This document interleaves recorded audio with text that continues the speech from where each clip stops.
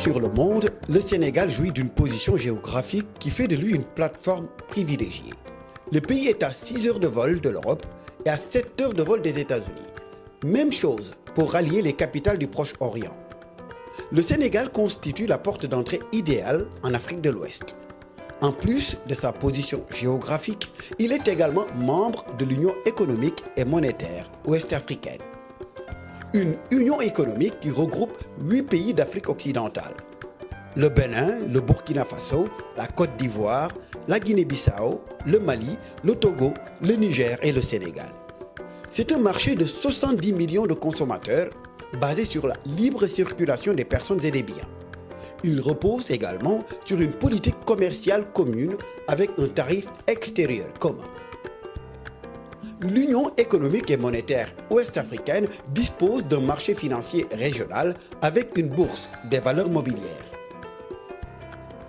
Le Sénégal partage avec les pays de l'UEMOA une monnaie commune, le franc CFA, qui est arrimé à l'euro avec une parité fixe. Une banque centrale, la BCEAO, est chargée d'assurer la politique monétaire de la zone. Le Sénégal est aussi membre de la communauté économique des États de l'Afrique de l'Ouest, CEDEAO, 15 États membres et 200 millions de consommateurs. Vieille terre de paix, de démocratie et de liberté d'expression, le Sénégal s'est toujours positionné en modèle dans la sous-région, voire même au-delà. C'est le résultat d'une longue tradition démocratique qui a doté le pays de solides institutions. Après l'alternance politique survenue en 2000, le pays a adopté une nouvelle constitution qui approfondit la citoyenneté et consacre de nouveaux droits politiques et sociaux aux Sénégalais. La stabilité et l'ouverture du Sénégal constituent le premier facteur incitatif pour venir investir dans le pays. Il y a plusieurs autres raisons qui peuvent pousser les investisseurs à venir au Sénégal pour y faire des affaires.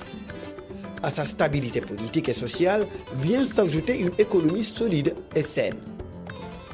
Le Sénégal est le premier pays en Afrique de l'Ouest à avoir été noté B+ par la prestigieuse agence internationale de notation Standard & Poor's. Cette excellente note renseigne sur les niveaux de performance réalisés.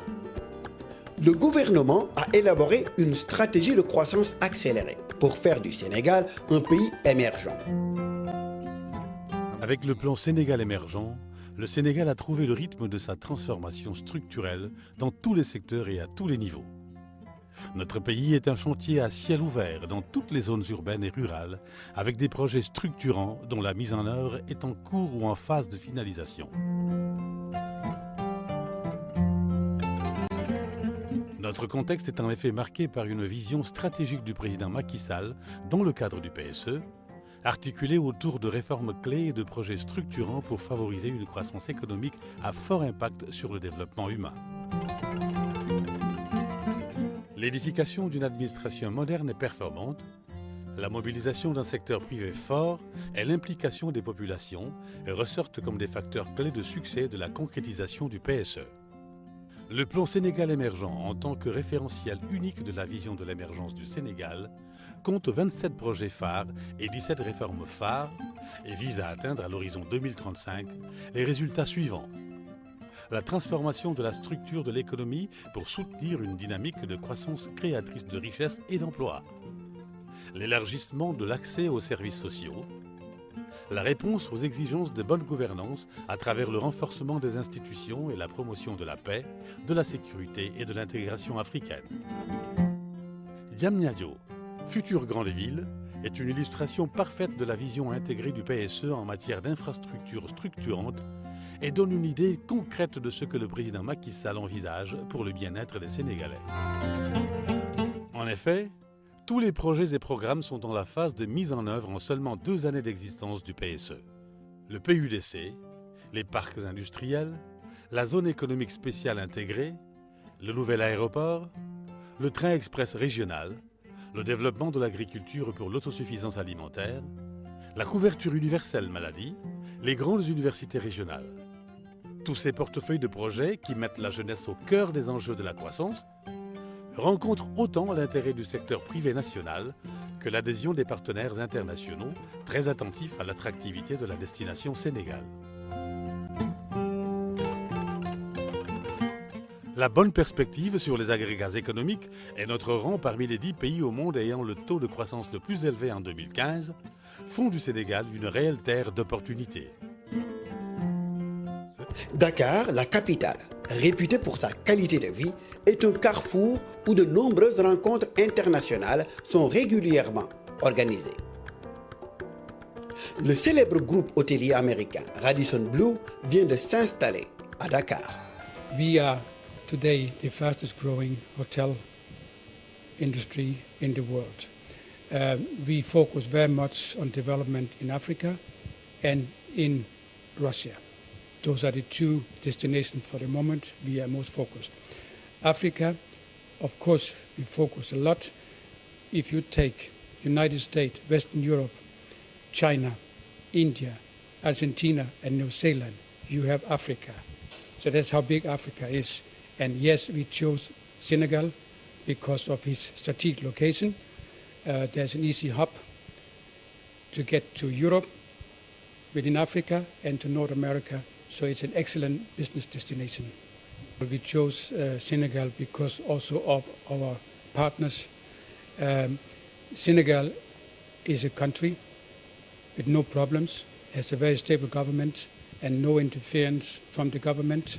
So it's an easy country to do business, and it's a country that is growing quite fast, and the economy is getting better and better on a daily basis, and it also has a low inflation rate. Je fais des dessins que j'essaye de vendre, parce que je ne veux pas faire un dessin que les gens viennent voir et disent que ce dessin-là, non, ça c'est trop africain ou ça c'est trop. J'essaie de pallier les deux, j'essaie de mélanger les deux. C'est-à-dire je fais un dessin africain, je le mélange un peu avec un dessin européen. Comme ça, les gens ne diront pas que oui, il y a ça ou ça. Maintenant, les pagnes tissées, moi je vous assure que si on avait une possibilité de vendre nos modèles à l'extérieur, tu vois, c'est sûr qu'on aura beaucoup de marché.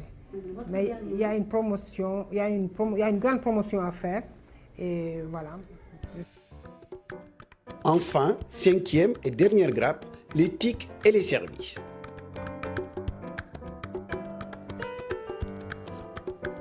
En juin 2010, le centre commercial le plus grand et le plus luxueux de Dakar ouvre ses portes.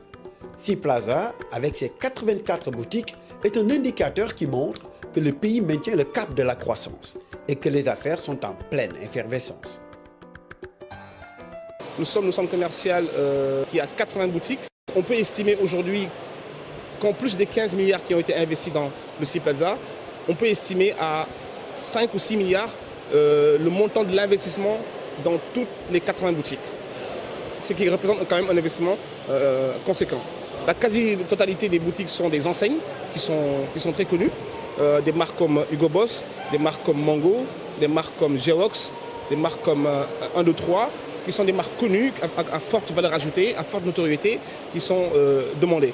Aujourd'hui, le Sea Plaza est l'endroit, le premier endroit dans lequel on va en famille, entre amis ou seul, pour faire des courses, faire des shopping, faire du lèche-vitrine.